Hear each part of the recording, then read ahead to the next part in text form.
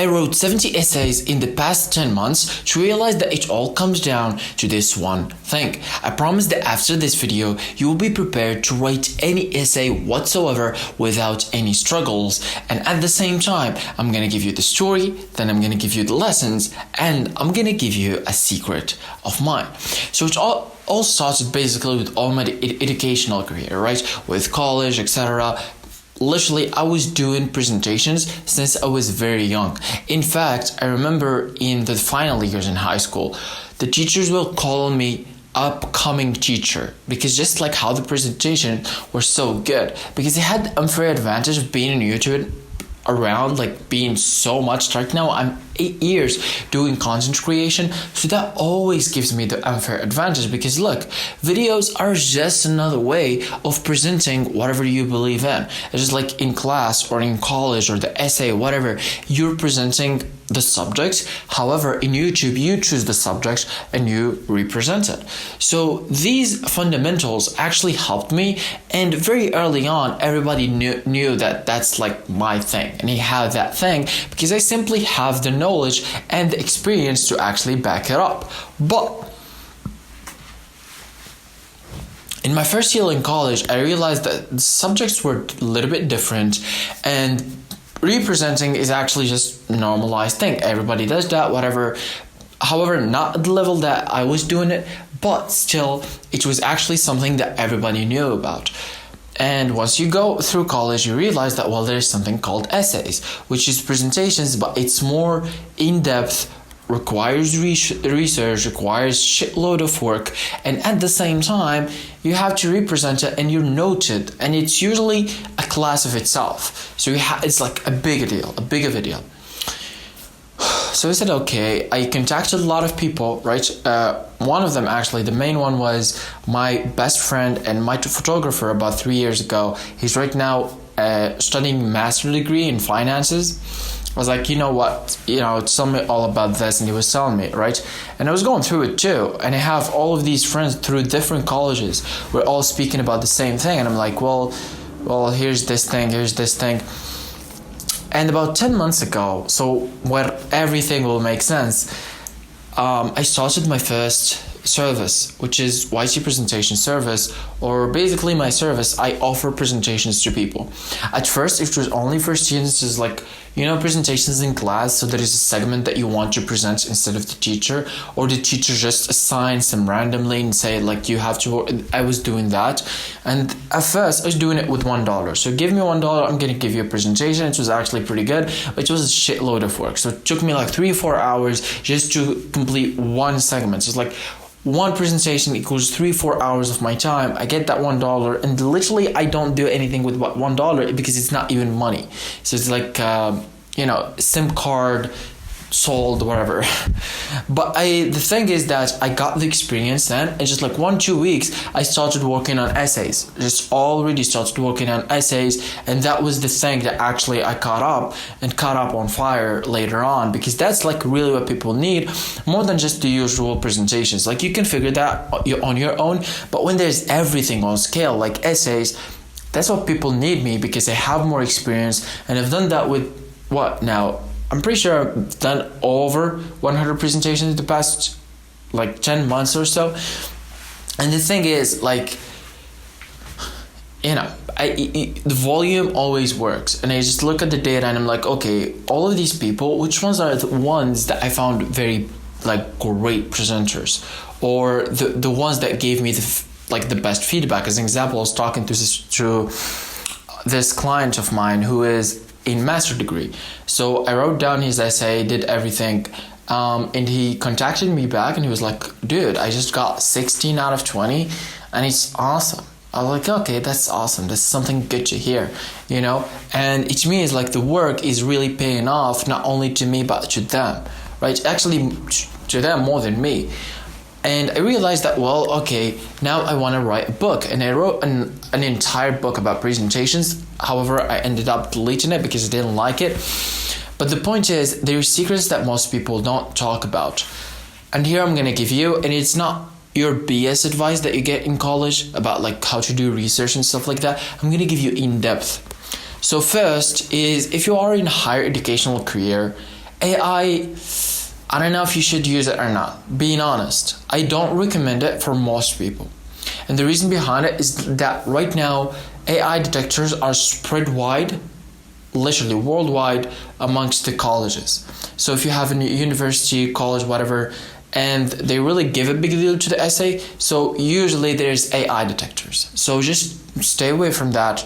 Do your stuff, do your research, and usually does not require, it's like an essay, most people takes them to like 1 month, 2 months. The best people takes them 3 weeks. I've heard one story in a book that he took him like 1 day, but I'm pretty sure it was bullshit. Okay, but the thing is, that's what usually people spend on. Actually, I'm talking to all of these people that have the essays this year, and right now we're in December, in November, and they have the presentation of essay in June, July, and they started working. I'm like, dude, what? It's insane, but that's what people are actually doing. And it's not just my college or other colleges, it's literally worldwide spread. So the thing is, I know a lot of people don't have the skills to actually do the presentations for themselves or whatever it is. So I go there and I'm like, you know what, I'm going to do it. Or some people are just busy. I worked with people from colleges that literally have businesses to run. So if you have a business or you're an employee at, let's say, this company, and you are the executive or whatever it is, your post, you cannot leave your job just to make the essay. It's just not so good of a trade. So if you delegate someone to help you with that, it will be awesome. So that's really like, I think, the most used cases in terms of like how you want to delegate essays. But usually if you want, like, you have time, you're young, whatever, and you want to make it on your own, there is few lessons that I think, if you want to make an essay, great, do this one thing, is that focus on the pre-rep. It's like, don't fret about whatever is happening, just prepare better. So let's say, instead of just focus on how you can make your subject looks awesome, focus on how you prepare for the subject.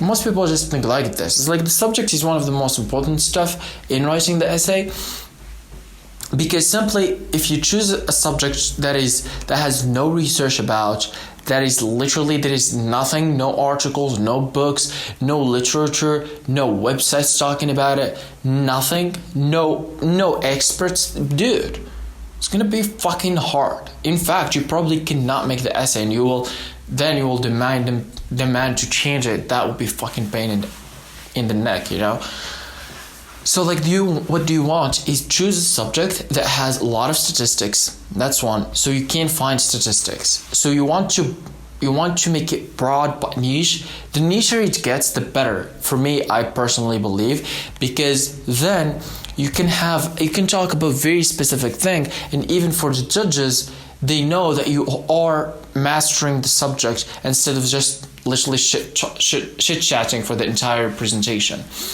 However, some people choose broad, so it's like broad fields. The tricky thing about them is that it's hard to master a broad field.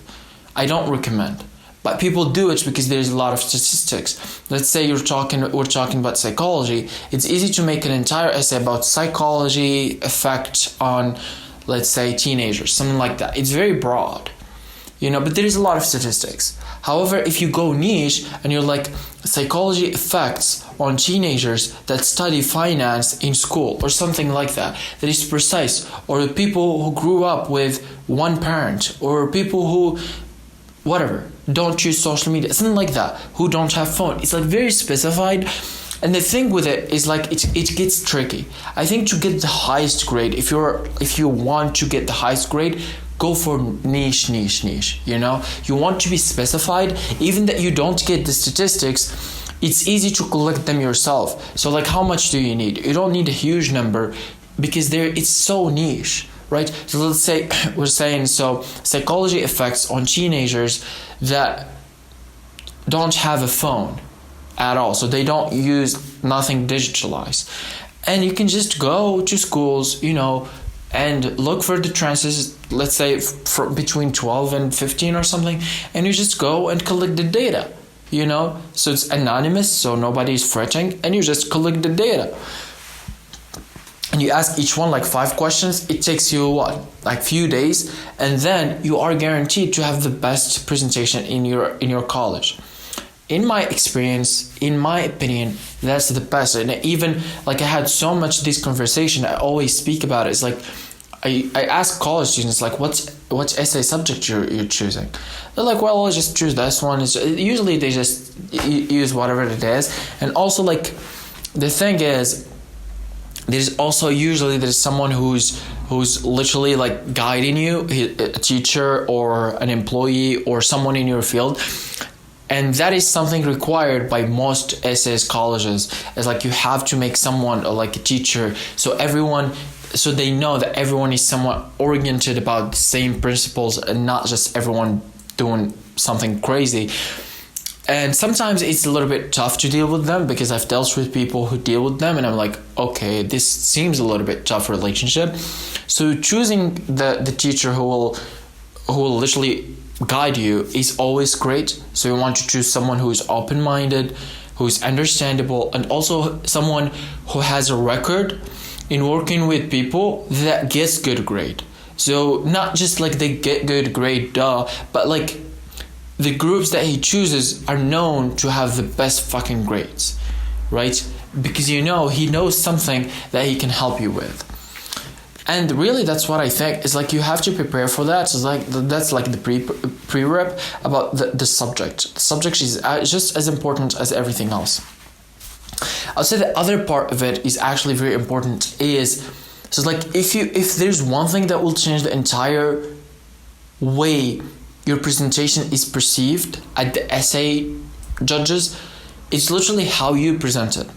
Remember that you are the presentation, not the presentation itself. So whatever knowledge it is, like it doesn't matter as long as you know how you present it. So you have to represent authority. You have to give the feeling that you know what you're talking about, and also you have to be formal. Usually that means you're wearing good clothing, you're being on time, you don't lose a lot of time, and most importantly, I think if there is one thing that you have to do in order to make your essay great, just one thing, make your first 7 minutes fucking count. Just make it as great as humanly possible. Talk about everything. So you have to, in the first 7 minutes, they understand what topic are you talking about, how great it is, how great your work is, how great their knowledge they will get. Because judges sometimes have no clue about what you're going to talk about, and they actually take a lot of experience and a lot of knowledge from that. So they learn from your presentations, and that's really where you want to be. So you don't want to just copycat and give them something they already know. You want to give them something that they're like, oh, is this real? And the more of those moments, the better usually the score is, because they're like, dude, he's literally just changed my perceived thoughts that I had. He's a fucking great. It's usually something like that. And usually also the teammates are important. So just as important, I met with this team and I asked them, I was like, okay, so why it's like, what's the thing that made you choose each other? There's like a billion people. Like, you don't seem you're having advantage. They were like, you know what? Well, one of them said nobody chooses us, so we're kind of like the ones left. But really, it's like they said, well, it's just we get along. And also there were 2 men, and they were like, we don't want to be all a group of men, so we want to like have a girl too, and we choose this girl because she's great at presenting, and I know her. She's fucking awesome at presenting, and I think now that team is fucking awesome. Like, because they will not only do good, as like they will pass, right? But most importantly, they will fucking have a great time. Because their psychological standpoint is very healthy. Because I've met, on the other hand, there's this great team. So it's 2 girls and 1 man. Great team in terms of like A students, A+ students. But their psychology, it's not as good. And you're like, okay, well, I don't know how to feel about that. And for me, I will always choose the other team, because psychologically I'll be stable and I'll have fun. And it's like have fun, like fucking whatever. But you'll be healthy. Like, fucking forget what I said. Forget what I said about fun. No, you will not have fun. But like, you will be healthy. So it's not like it will consume your life, but you understand that you consume it. You're doing the fucking thing, and you can do it. That's what it is. And once you are in this standpoint, it's like the negative or positive thoughts that you feed your unconscious mind, and therefore it is what will be represented.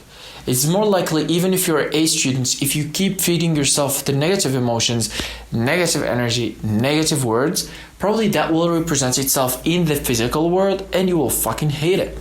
On the other hand, even if you're a fucking bullshit student and, dude, you have a positive energy, you feed your unconscious mind great energy, like your physical reality will be awesome. Whether that be in your notes, your grade, your essays, your subjects, the people around you, etc. So be mindful about these tricks or these points because they're literally as important as anything else you're working on, right? And this is also like one thing. So another thing that I think most people like don't give a fuck about is what the teacher or the judges want. So most judges just want to judge. So like, and some of them don't want to be there, like anyway, which happens not just with judges, everywhere. There's people that don't want to be there. There's people that want to be there. So the people that just don't want to be there, you just want to give them something like positive. Just don't ruin their day, and that's fucking easy, okay? Just don't fucking start a fight in the middle of fucking presentation.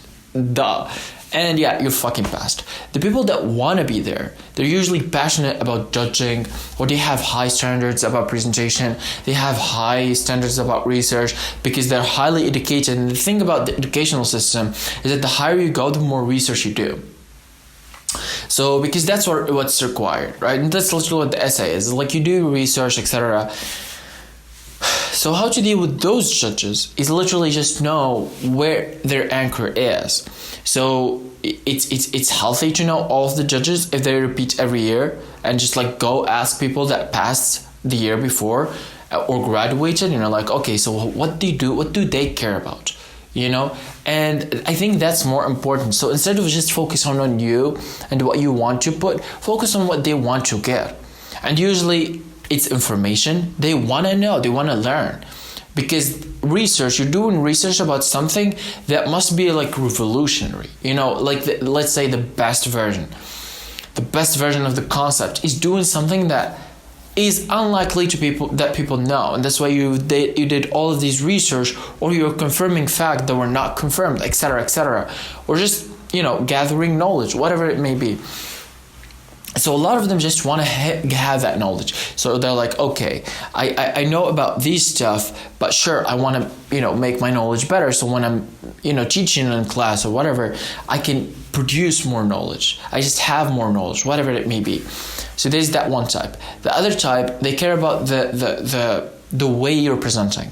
So you have to be formal, whatever the words you choose must be articulate. You have to know what you're talking about. And these are like the trickiest one because they usually might ask you questions. And that's why I told you to choose a niche of a subject. Because if they ask you, you already know you're fucking dealing with this size of subject instead of dealing with a literal ocean of information. So it's easy to speak about teenagers or the psychology effects on teenagers that don't use phones. It's really it's easy to speak about this than just psychology on teenagers, like its effects. He will just give you something that he have seen, bro. And you'll be like, oh, I have this situation that happened to me when I was 13 years old. Can you explain to me the phenomenon that happened? He's really curious, but it's more of a test for you. He tests you if you are really capable of what you're talking about. That's why you don't want to be broad. You want to be niche. You want to be so niche, in fact, that they can't ask you questions. And if they ask you questions, it's like you have a ring and they entering instead of you entering the rings. And that's why I really speak about with college students and tell them one thing is like, if you want to choose your subject, don't choose your subject based on what they know best.